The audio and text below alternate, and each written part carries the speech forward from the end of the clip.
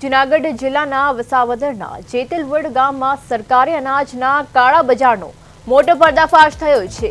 પુરવઠા વિભાગની તપાસ દરમિયાન નિયમ મુજબ મળવો જોઈએ તે કરતા અનાજનો જથ્થો ઓછો મળતા તંત્ર દ્વારા કડક કાર્યવાહી હાથ ધરાઈ હતી। તપાસમાં 1550 કિલો ઘઉં અને 3826 કિલો ચોખાની ઉચાપત સામે આવી હતી।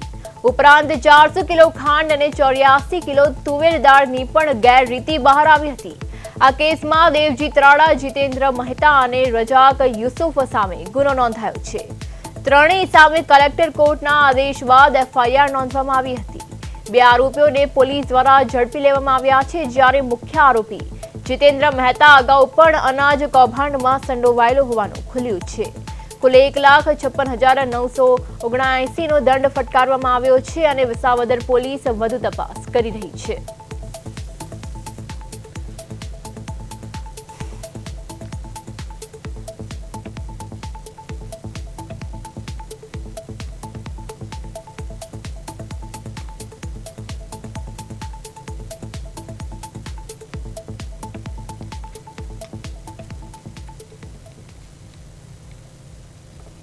તપાસણીમાં અમને જે એની આગળ હોવો જોઈએ એના કરતાં 1550 કિલો જેટલા ઘઉં ઓછા મળેલા, 3826 કિલો જેવા ચોખા ઓછા મળેલા, 400 કિલો જેવી ખાંડ અને 84 કિલો જેવી તુવેર દાળ જે જથ્થો એની પાસે હોવો જોઈએ એના કરતાં ઓછો જથ્થો અમને મળેલો તપાસની સમય। એને કુલ 1,56,969 રૂપિયાનો દંડ પણ કરવામાં આવેલ છે।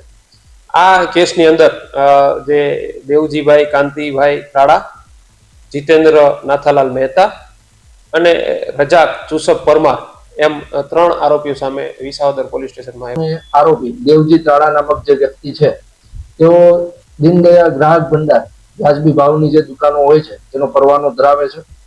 આ જે આરોપી છે તેઓ દ્વારા જીતેન્દ્ર મહેતા અને રજાક પરમાર નામક જે વ્યક્તિઓ છે તેઓને કોઈ પણ પરમિશન વગર અનધિકૃત રીતે આ દુકાનો ચલાવવાનું અને તેનું સંચાલન કરવાનું હક આપેલા।